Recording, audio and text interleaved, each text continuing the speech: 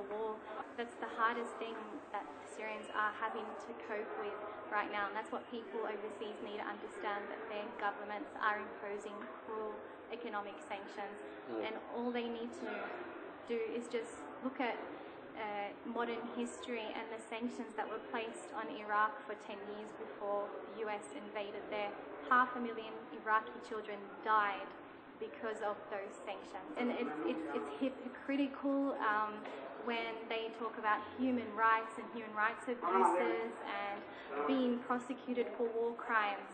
This is sanctions against Syrians. They are a war crime. They're a massive humanitarian crime against the people, and they need to stop. Daesh s'approchait de notre maison. Ils sont entrés et ont vu mon fils regarder la télé. Il regardait une série. Ils lui ont dit « Pourquoi tu ne lis pas le Coran ?» Puis mon fils a répondu « Vous n'êtes pas les seuls à croire le Coran, nous y croyons tous. » Alors ils l'ont pris et l'ont directement tué. 2 balles sous la mâchoire et une dans sa tête. Et il était mort. Il n'avait que 18 ans.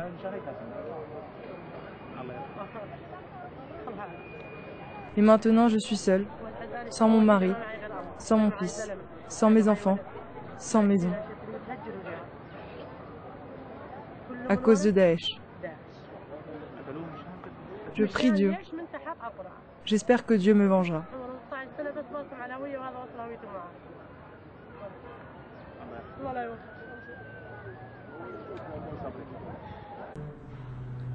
Aujourd'hui, cette fille est dans le camp contre lequel nos gouvernements se battent. Une victoire rebelle, que nous finançons et que nous armons depuis des années, signifierait pour elle l'arrêt de sa musique et de ses études, si ce n'est pire.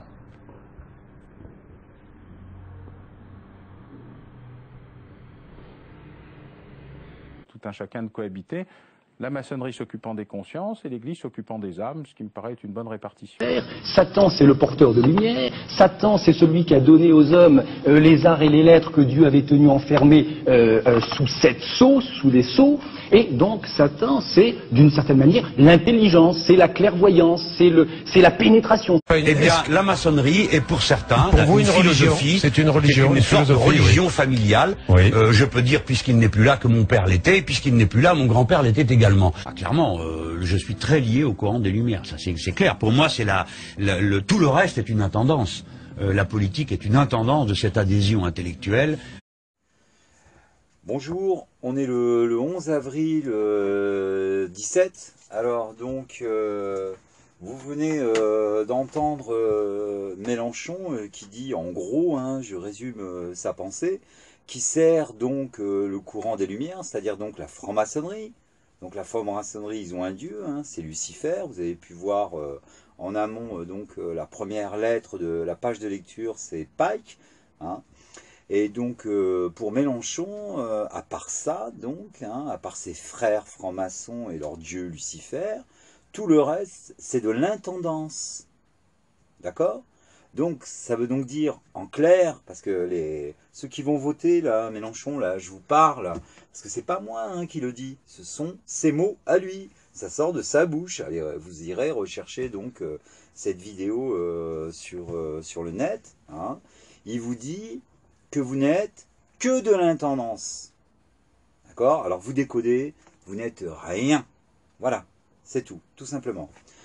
Ensuite, après la lettre de Pike, donc, qui donnait sa feuille de route donc, à ses frères francs-maçons, c'est sur l'histoire de comment donc, fomenter 3 guerres mondiales, bah, on voit bien que la troisième, hein, si vous avez pris le temps de lire, donc leur agent, donc Illuminati, francs-maçons, ce que vous voulez, prieuré de Sion, hein, ils se divisent, vous savez, en plusieurs sous-groupes pour essayer de noyer le poisson, mais la tête reste toujours la même, hein, c'est bien la franc-maçonnerie luciférienne. Bon, donc ils doivent fomenter des conflits, et là donc ce qu'on assiste en Syrie, et donc j'ai fait intervenir donc ces femmes-là justement pour bien vous montrer donc que l'état de Bachar el-Assad c'est bien un état laïque. Hein, les gens peuvent jouer de la musique, peuvent sortir, ils ont accès à la culture, et que derrière tout ça, en vérité, c'est une destruction, comme ils ont fait pour l'Irak, ou comme ils affament depuis un demi-siècle le peuple palestinien, quoi. C'est la même idéologie, c'est la même philosophie. Alors ces agents-là, bah, vous les avez entendus s'exprimer, hein. Donc vous avez BHL, et donc BHL, donc le sioniste, qui vénère Lucifer, d'accord? Donc le sionisme vénère Lucifer, la franc-maçonnerie vénère Lucifer. Bon, bah, entre le sionisme et la franc-maçonnerie, bon, bah, ils ont un point en commun, hein, le cerveau reptilien, donc Lucifer. Et là, j'aimerais attirer votre attention donc sur la première lettre de Pike, lorsqu'il dit que pourquoi est-ce que Lucifer n'est pas Dieu, sinon Jésus, pourquoi le calomnierait-il ainsi? En fin de compte, on a là donc leur chef Grou qui s'oppose, mais directement, je veux dire, à la pensée, à la philosophie de Jésus. Et comme tout le monde sait que Jésus, c'est un juif, donc on peut dire, d'accord, on peut le dire, que la franc-maçonnerie, d'accord, est une secte antisémite. Et oui, puisque tout le monde sait que Jésus est un juif, et que les sionistes aussi sont antisémites. Et donc là, je te le dis droit en face, BHL, tu es un antisémite. Et juste par les documents, hein, et la lettre de Pike, et la liaison avec la franc-maçonnerie, d'accord, donc ton masque tombe là, tu es un antisémite. Toi et tous tes collègues de la secte, vous êtes à l'origine de toutes ces guerres-là, ainsi que Fabius, donc, qui a déclaré que Al Nostra faisait du bon boulot, hein. J'aimerais que vous vous remémoriez donc les dernières paroles de cette dame-là qui on a assassiné son fils sous les yeux. Je ne sais pas si vous pouvez imaginer ce que c'est pour une mère qui a mis au monde cet enfant, de le voir ensuite se faire assassiner, parce que c'est ça la réalité, elle est quand même là, hein. Donc c'est inacceptable, c'est intolérable, et nous savons que les tireurs de ficelles, ceux qui ont fait monter le bourrichon à toutes ces coquilles vides qui sortent de la misère, comme dans nos banlieues en France, et qu'ensuite on en fait de la chair à canon.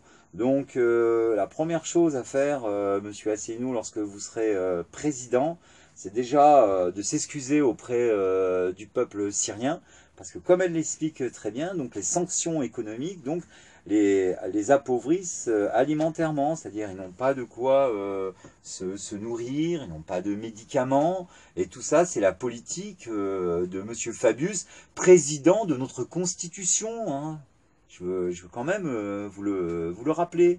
Voilà, voilà où on en est, quoi. Je vous dis pas l'image de la France, comment elle est dégradée dans le monde. On a défiguré la France, quoi, en ne le dénonçant pas, quoi. Et moi, je suis totalement solidaire de ce que vit le peuple syrien. J'espère tout simplement qu'Asselineau donc sera président, qui fera un discours au siège des Nations Unies et qui dira et qui déclarera que pour qu'il y ait une paix durable dans le monde, il faut que chaque nation retire ses troupes. Voilà. Mais bon, pour l'instant, l'important c'était de démasquer donc Mélenchon, hein, de démasquer aussi BHL, de démasquer aussi Bauer, parce que j'allais l'oublier celui-là, mais bon, il faut pas qu'il m'échappe aussi, ce serpent-là. Alors lui, donc, il vous explique, si vous voulez, que d'un côté, il y a l'âme, et de l'autre côté, donc, il y a la conscience, et donc, la franc-maçonnerie s'occupe des consciences, et donc, le religieux s'occupe des âmes. Alors, que nini, hein, ça marche pas comme ça, donc, s'il te plaît, tu peux aller me chercher un œuf, s'il te plaît? Voilà, donc elle va aller me chercher un œuf pour que je vous explique quelque chose, parce que c'est très important, en fin de compte, il met un pied dans la porte, Bauer, en expliquant cela. Donc ça marche pas comme ça, hein, d'accord? Vous avez une âme et vous avez sa conscience, d'accord? Si vous voulez, la conscience, ce n'est ni plus ni moins que l'esprit de l'âme. Ça n'existe pas, une âme sans conscience. Par contre, Bauer, donc il insinue donc volontairement le doute, quoi, vous voyez, pour vous embrouiller, vous faire rentrer donc dans un labyrinthe, et c'est un labyrinthe où, de la pensée, c'est un labyrinthe, si vous voulez, où il n'y a pas de porte de sortie. Voilà. Donc ce sont des manipulateurs. Alors donc voilà, ça y est, mon œuf est arrivé. Alors je vous explique ce que Bauer est en train de vous expliquer en mettant la conscience d'un côté et l'âme de l'autre, quoi. Il vous explique ce type-là, que là, comme ça, là, par un tour de passe-passe, là, il vous sépare le jaune du blanc. Voilà. En plus, ça m'étonne pas, hein, c'est une tête d'œuf. Bon, voilà. Merci. Voilà, donc j'ai fait le tour. Ah oui, Le Pen jette l'éponge. Alors pourquoi elle jette l'éponge? Eh ben parce que si vous voulez, chez BFM TV, elle n'a pas été à la hauteur. Donc là, elle annonce qu'elle, elle déclare. Oh là là, ça va sortir cette affaire. Donc elle déclare que la France n'est pas responsable de la rafle du Veldiv. Alors qu'est-ce que ça fait ça dans l'opinion publique? Donc là on a le griffe certainement qui va sortir ses griffes. Hein, et qui va nous dire antisémitisme, toujours pareil, hein, les sionistes se cachent derrière le judaïsme, derrière le judaïsme. C'est ça qu'il faut bien que vous compreniez, le peuple juif ou les Français de confession juive, là, vous êtes manipulés, d'accord? Le sioniste, quand on entend les propos de BHL, est un antisémite, d'accord? Faut bien que vous le compreniez, ça. D'accord? BHL déteste Jésus. D'ailleurs, si on remonte dans l'histoire des Atali, quoi, ils ont juré de détruire la maison de David. Mais bon, on va pas partir là-dedans, parce que sinon, il y en aurait encore pour longtemps. Bon, voilà. Donc, le plus important, ce qu'il faut que vous compreniez, donc, c'est que cette secte-là, la franc-maçonnerie, donc, ils ont un dieu qui s'appelle Lucifer. Ils sont... à la tête pratiquement de tous les États surarmés, hein, comme la Russie, comme l'Amérique. Ils ont des armées privées, et donc vous voyez un petit peu le monstre que l'on a. Et là, donc, écoutez, je me référerai donc à la pensée donc de Gandhi, qui disait que même quand le monstre est énorme, il finit toujours par tomber. Donc voilà. Je le pense aussi, et je pense que la vérité nous libérera. Voilà. Alors, concernant notre poulain, donc Asselineau, écoutez, je l'ai entendu vite fait chez Ruth El Krief, hein, elle a pris des pincettes, elle y a été calmement. Alors, c'est marrant d'ailleurs qu'elle s'appelle Ruth, parce que dans l'histoire comme ça de l'Ancien Testament, Ruth, elle servait le dieu Moloch, et Moloch, c'est celui qui sacrifiait des enfants. On a l'impression que l'histoire se répète, et donc si Ruth m'entend, je lui conseillerais juste d'écouter deux conférences de François Asselineau qui s'appellent donc l'histoire de France et qui gouverne la France. Et si vous avez un petit peu de temps, madame, allez voir ma vidéo sur comprendre la schizophrénie et sur l'inconscient collectif et la mémoire de l'âme. Donc voilà. Alors bon, le fait du jour, donc c'est Le Pen qui jette l'éponge, hein, d'accord, en faisant sa déclaration donc fracassante. Donc la moitié là, de son électorat va filer pour Mélenchon ou pour Dupont-Aignan, ou enfin bref. Voilà ce qui se passe. Mais en tout cas, ce qui est clair, c'est qu'on les bouleverse. Ils modifient sans cesse les cartes. Et là, donc, maintenant, leur cheval de course, c'est Mélenchon. En vérité, c'est comment on va dire, c'est un bourricot. Et moi, j'ai jamais vu un bourricot gagner l'Arc de Triomphe. Donc, affaire à suivre. À bientôt. Ciao.